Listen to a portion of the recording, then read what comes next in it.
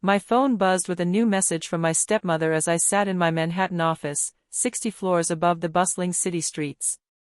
The text read, "After consulting with your father, we've decided you're no longer welcome at Crystal Cove Resort. Your conduct at the charity gala was unacceptable. Your membership is revoked." I leaned back, eyes fixed on the panoramic view of Central Park.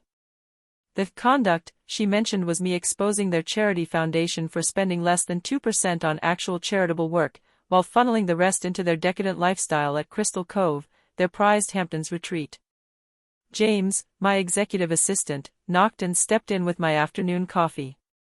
"Miss Chin, the banking division reports are ready," he said. "Thank you, James."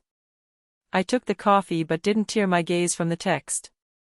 "By the way, how long have my father and Diana been members at Crystal Cove?" I asked. 15 years, he replied instantly. "Since shortly after your father married her. They've had the presidential suite year-round." I nodded, remembering the time they booted me out of that very suite at 17. Diana had claimed she needed it for wellness retreats, though it was really an excuse for her friends to sip champagne and gossip about their stepchildren. Another buzz from my phone. "Security has been notified. Don't embarrass yourself by trying to enter." The corner of my mouth lifted. Diana had no clue that 3 months ago, Chin Financial Holdings, my company, had quietly acquired the entire Sterling Properties portfolio, including Crystal Cove Resort, through a series of intricate transactions. The Sterling name remained intact while I restructured the company from within. Even the resort staff didn't know their paychecks now came from me. I'd planned to reveal my ownership at the next board meeting, but Diana's message changed that plan. "James," I said, opening my laptop, "pull up the Sterling Properties management console and get live security feeds from Crystal Cove." "Right away, Miss Chin." His fingers danced across the tablet. Moments later, multiple screens lit up on the office wall, showing various areas of the resort. There they were, my father and Diana, lounging in the spa's premium suite for couples massages. Diana sipped champagne, whining to her massage therapist about ungrateful stepdaughters who don't know their place. "They're using Platinum Elite membership cards for services," James reported. "Today's tab, $2,800. I smiled, fingers poised above the keyboard. "Let's see how they handle losing access mid-massage." "Miss Chin," James said cautiously, "should I draft the usual press release for management changes?" "No," I replied, beginning to type. "This time, it's personal." The confirmation prompt appeared. "Confirm membership status change." I thought of every family gathering I'd been excluded from, every time Diana made it clear I wasn't stepdaughter material, despite my Yale MBA and growing financial success. The last straw had been discovering they used the charity foundation to fund their lifestyle while denying grants to deserving students. "Sometimes," I murmured, hitting enter, "karma just needs a little nudge." The message went live across all Sterling Properties terminals. "Attention, effective immediately, the Anderson family's access is revoked." On the security feed, Diana's spa room door chimed as her card deactivated mid-session. The show was about to start.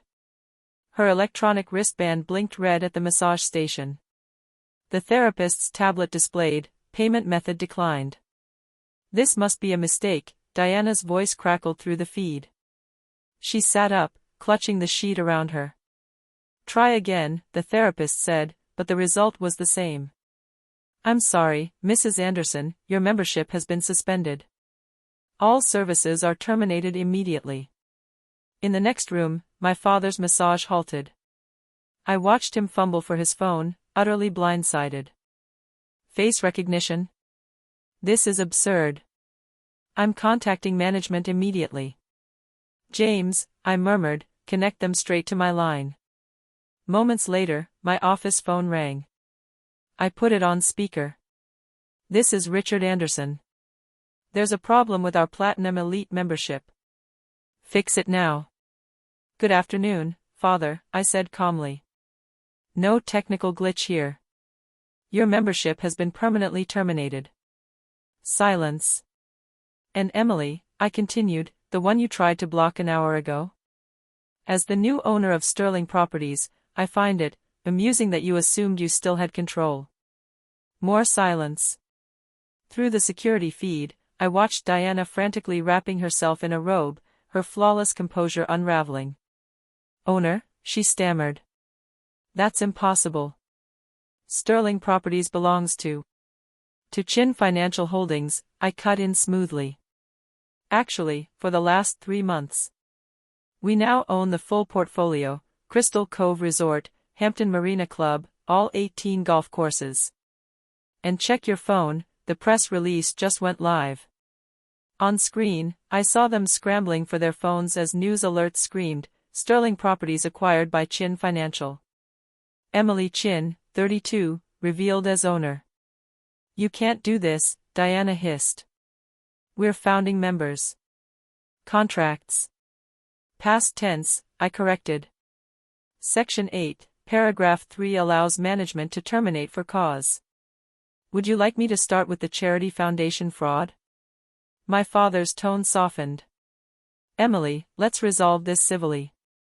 Perhaps over dinner in the presidential suite?" I smiled innocently. "Sorry, that won't be possible. I've already donated it to the National Merit Scholars Program. They'll be using it for its intended purpose, housing scholarship recipients during campus visits." Through the feed, I watched Diana collapse into a spa chair, her perfect hair falling loose. "All our things are in that suite," she whispered. "Yes," I said. "Security is packing them up now. You have 1 hour to collect your belongings before they're donated to the domestic violence shelter you refused to support last month." "Emily," my father pressed, "this is a mistake. The board won't allow." "The board I appointed 3 months ago?" I interrupted. Pulling up another screen, I added, "They're in my conference room now, auditing the charity foundation. The SEC is especially interested in the administrative expenses you've been claiming." The spa feed showed Diana's face blanching.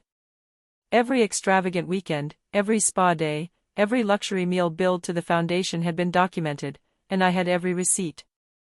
1 hour, I said, calmly. Tick-tock. The spa manager appeared on screen, holding their reactivated membership cards. "Mr. and Mrs. Anderson, I'll escort you to gather your belongings." I watched as they, still in spa robes, were led through the lobby they once dominated. Other members, those who had long endured Diana's social slights, didn't hide their phones, capturing the spectacle. "James," I said, turning from the monitors, "terminate all their privileges at our other properties as well." "Golf clubs, beach clubs, all done, Miss Chin," he replied. "Should I prepare the Charity Foundation audit for the SEC?" I asked, grinning as Diana tripped in her spa slippers rushing to the elevator.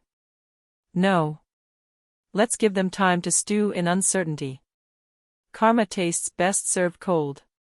A month later, I sat in the renovated presidential suite, now a welcoming center for scholarship students. The gold fixtures Diana had installed were replaced with sleek, modern designs and study areas. The former champagne bar now housed a coffee station and computer lab. My phone buzzed, a news alert, "Anderson Family Charity Foundation under federal investigation." Below it, a more personal notification, Diana's 6th frantic attempt at damage control this week. "Emily, please. The country club is threatening to cancel our membership. The Greenwich House can't cover costs without the foundation's support.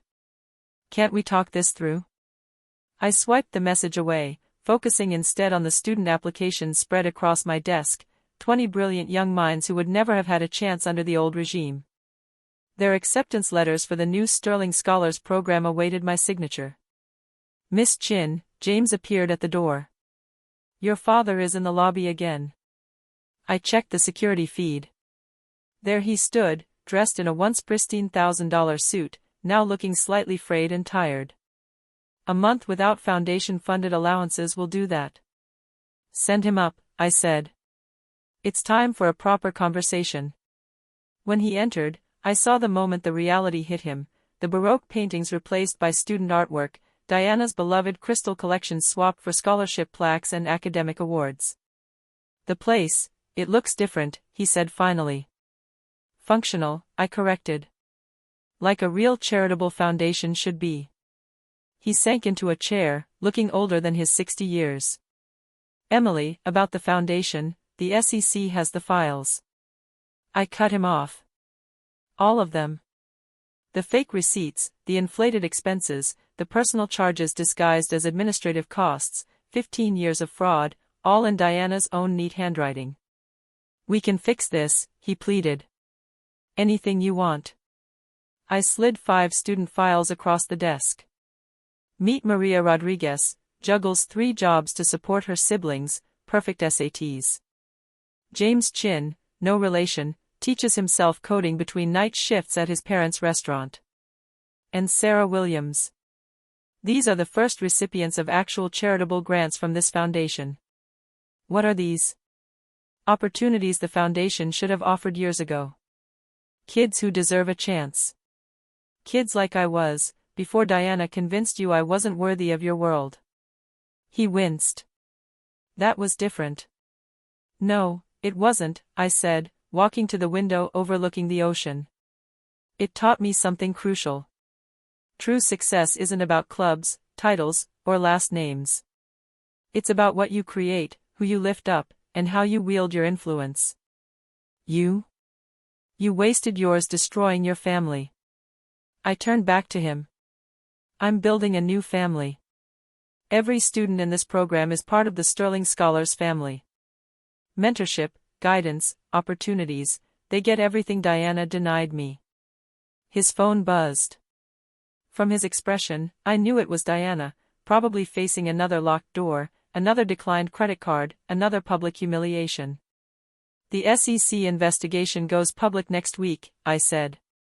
You have 2 options, fight it, lose everything, and face federal charges, or hand control of the foundation to the independent board I've installed, step down quietly, and keep just enough to live comfortably. Diana can keep her spa membership. I smiled. The basic one. No privileges. No perks. No access, just like she gave me. He looked down at the student files, then at the transformed suite, then finally reached for the documents I'd placed on the desk. You really did it, he said softly. Built all this while we weren't paying attention. No, I corrected him. I built it while you underestimated me. Turns out being underestimated is the greatest advantage of all. As he signed the transfer papers, I turned to the window. Below, scholarship students were touring the grounds, their futures as bright as the sun glinting off the ocean. Karma is fascinating, I murmured. Diana had locked me out a month ago, thinking this was her kingdom. Now she couldn't even get past the front desk without my permission. He rose to leave, looking disoriented in what was once his domain. Oh, and Father, I called after him. Tell Diana my regards, and that the spa's platinum suite has been redecorated into a student study lounge. Much better use of the space, don't you think? The door closed behind him. I returned to signing acceptance letters, each one a changed life, a brighter future, and a new kind of power, far beyond the petty control Diana had clung to. Sometimes, karma just needs a little guidance.